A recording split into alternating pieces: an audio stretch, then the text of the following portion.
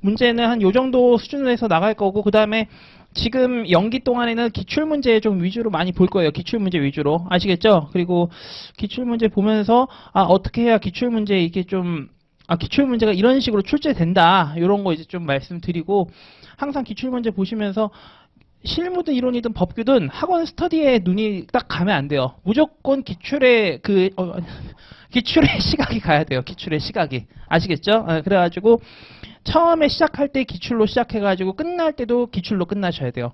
항상 공부 그렇게 하셔야 돼요. 아시겠죠? 자, 1번 문제 보시죠. 1번 문제 보시고, 제가 어제 해보니까 시간이 만만하지가 않아요. 스터디는 더 만만하지가 않아서 요 분석 자료 있죠? 요거를 드릴 거예요. 한 주차마다.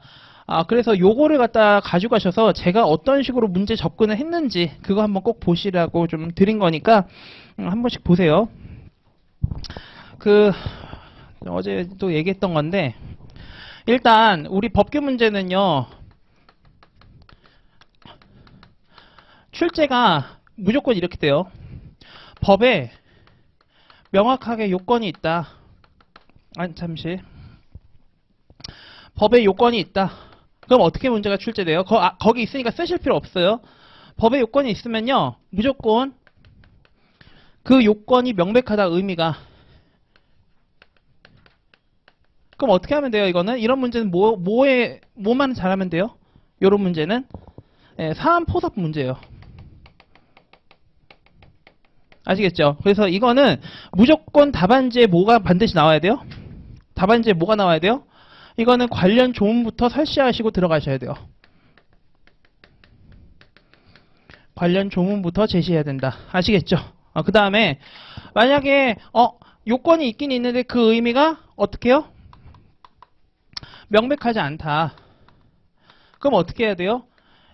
의미가 명백하지 않으면은 얘는 하나밖에 없어요.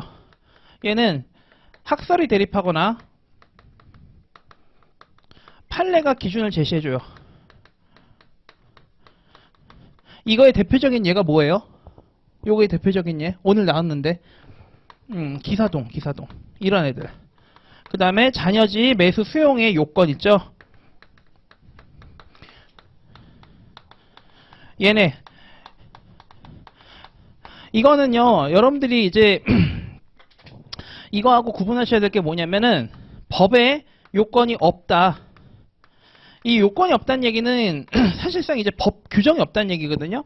그럼 법 규정이 없으면은 사례에서 어떤 문제가 될 때 이걸 해결할 수가 있어요, 없어요? 법조문으로? 해결할 수가 없어요. 그럼 어떻게 해야 돼요? 법이 없으니까? 그쵸? 판례가 나온단 말이에요. 그런다고 한다면은 여기서 말하는 판례 있죠, 얘가 어떤 판례예요? 이게 이제 이번에 여러분들 그 30회 때 시험에 들어가셨으면 아시겠지만 문제 2번에 나온 판례 있죠. 서울고등법원 판례. 그런 게 이제 이런 문제 유형이에요. 이런 문제 유형. 그러면 이 문제 유형을 우리가 대비를 할 수가 있냐? 이건 대비를 못해요. 아시겠죠? 요거를 대비하실 거면 어떻게 하시면 돼요? 실무하고 이론을 버리시면 돼요. 실무하고 이론을 버리고 요걸 잡으면 돼요. 아시겠죠? 그래서 이걸 갖다 잡겠다고 하는 거는 이제 거의 나는 시험에 이제 안 붙겠다. 다른 사람을 갖다가 먼저 푸시 해주겠다 이 얘기거든요. 그러니까 이런 문제는 버리거나 요 위에 있는 거 있죠. 얘네가 사실상 우리 시험에 나오는 85%예요. 85%. 얘네만 알면은 우리 85점 이상 맞을 수 있다는 얘기예요. 기본적으로 85점. 85점에 70%는 몇 점이에요? 네. 그래서 버리거나 아니면 저 85%에 있는 내용 있죠. 이걸로 커버 치시는 거예요. 아시겠어요? 요 기본적인 생각을 해야 돼요.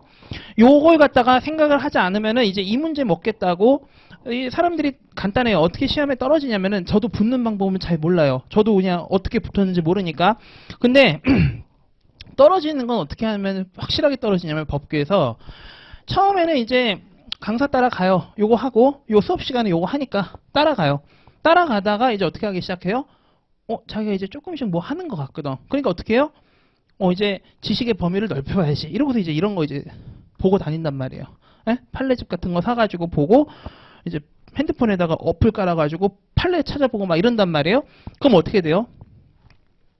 여러분들이 지금 초시생이 많잖아요. 그렇죠? 그러면 이 내용이 여러분들 머리에 많이 새겨져 있는 상태예요? 안 새겨져 있는 상태예요? 안 새겨져 있죠. 근데 그 순간 그러면서 이것도 양을 늘리게 되면 어떻게 해요? 양은 양대로 많아지고 여러분들이 아는 건 많아요? 적어요? 적어요. 어떻게 붙어요? 이러면 떨어지는 이렇게 하면 떨어지는 거예요. 아시겠죠? 이렇게 하면 깔끔하게 시험에서 떨어질 수 있어요. 그러니까 붙는 방법을 생각하지 마시고 떨어지는 방법만 피하시면 돼요. 아시겠죠? 그래서 요거 잘 기억하시고 오늘 이 문제를 갖다 푸실 때 제가 1페이지에다가 써놓은 건데 법규 문제 출제 유형을 갖다 딱 보시고 아 내가 지금 이 문제가 어떤 유형이다 이 문제가 어떤 유형이다 푸실 때마다 아 내가 이런 게 어떤 유형이니까 들어갈 때 뭐부터 해야겠다라는 전략을 먼저 세우고 들어가야 돼요. 아시겠죠? 무조건 우리 시험은 요 세 가지 유형밖에 안 나와요. 아시겠죠? 그 다음에 이제 법규 문제 갖고 이제 질문 유형 이거는 어제 이제 얘기를 단과 때 제가 했는데 거기 써놨죠. 뭐라 그래요? 제일 기본적인 사이즈가 뭐예요? 소는 적법한가? 소가 적법하려면 어떻게 하면 돼요? 소속 요건 충족해야 된다. 그렇죠?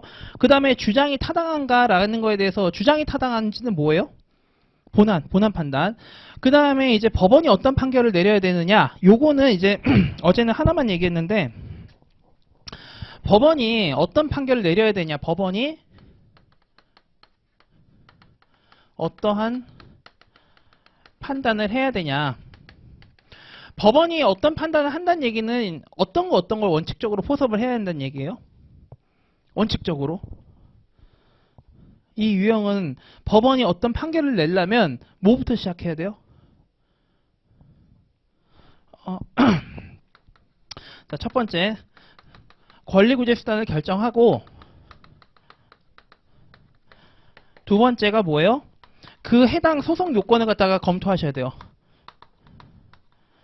그 다음에 뭐 해야 돼요? 그 다음에 본안 판단 하셔야 돼요. 본안 판단. 아시겠죠? 자, 근데 문제를 되게 잘 읽으셔야 되는 게 뭐냐면은 이 문제에서 이미 어떤 소송에 들어가 있다. 부당이득 반환 청구 소송을 제기했다거나 과징금 부과처분 취소 소송을 제기했다. 법원이 어떤 판결을 내려야겠냐. 이런 식으로 문제가 나오면은 이 1, 2, 3 다 쓸 필요가 있는 거예요? 없는 거예요? 없는 거예요. 왜? 이미 내가 들어가 있다는 걸 갖다 문제에서 제시했잖아요. 그렇죠? 그렇기 때문에 이 경우에는 요 3번만 쓰는 거구나. 그 문제를 갖다 잘 읽어야 돼요. 아시겠죠? 안 그러면은 분명히 배점은 짠데 여러분들 쓰는 양이 폭발한단 말이에요. 여러분들이 분명히 아셔야 되는 게 우리 시험에서 지금 배점이 되게 줄어든 것도 문제지만 여러분들이 배점 대비 뭔가 많이 쓰고 있다. 그건 무슨 얘기냐면은 여러분들이 지금 뭔가 필요 없는 걸 갖다 쓰고 있다 이 얘기예요. 그리고 여러분들이 주어진 배점 대비해가지고 분량이 좀 모자르다. 그럼 어떻게 생각하셔야 되냐면은 여러분들이 지금 뭔가 논점을 못 잡고 있다. 아니면 내가 요 결론으로 가는 과정에서 뭔가 하나를 내가 빠뜨리고 지금 가고 있다. 이 생각을 해야 돼요. 내가 그 판단 기준이 쓰려면 어떻게 해야 돼요? 배점 감각이 있어야 돼요.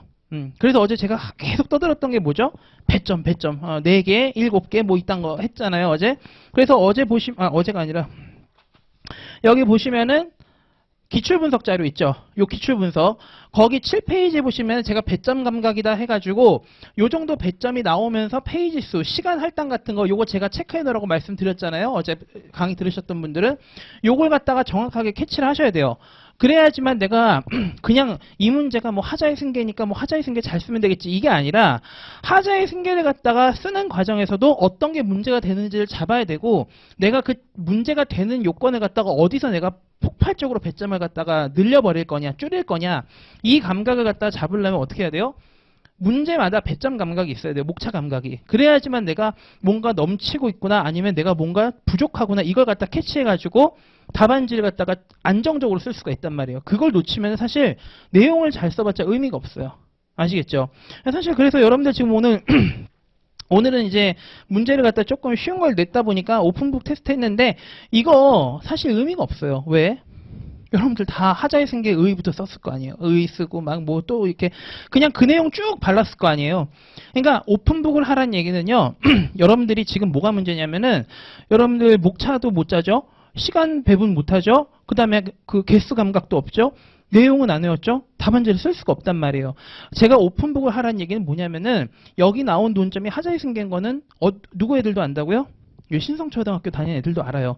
그럼 걔네도 아는 논점인데 이걸 갖다가 제가 여러분들한테 책을 보고 쓰라는 얘기가 아니라 책을 보란 얘기는 뭐냐면 여러분들이 목차를 갖다가 일단 잡아보고 책을 보면서 아 내가 요 내용은 날리고 요 내용은 줄이고 내가 요걸 한번 해봐야겠다 이걸 하라는 거지 오픈북 테스트 하라는 게 책을 갖다 그냥 다 베껴버려라 이 얘기가 아니라고요. 그래서 내가 오늘 뭐 문제 2번에서 한 7페이지 썼는데 그 잘 쓴 게 아니에요. 그거는 맞춘 게 아니에요. 그렇게 생각하시면 돼요. 아시겠죠? 자 이제 문제를 보시죠.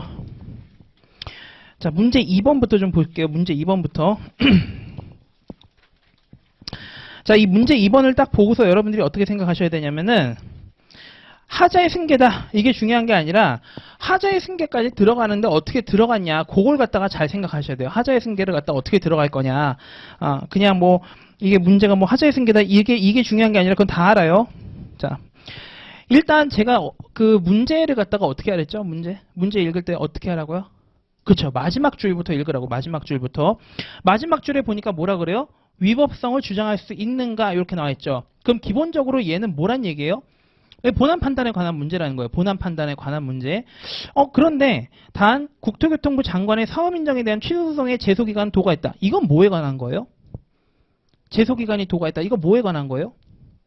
그렇죠. 소송 요건에 관한 거죠. 질문은 본안 판단에 대한 걸 던져줬는데 마지막에 준 건 뭐예요?